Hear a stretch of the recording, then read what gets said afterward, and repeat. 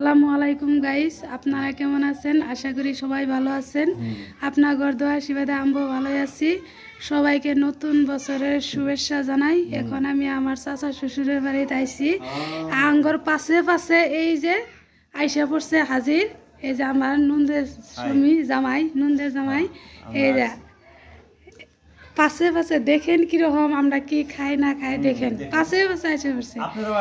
এই যে মধ্যে বই আছে আমার দেওয়ার বার্থডে বয়,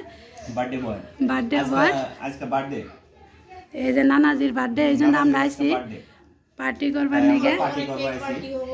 অল্প অল্প করে কেক পার্টি হবো, কেক পার্টি যখন হবো এখন চার পার্টি।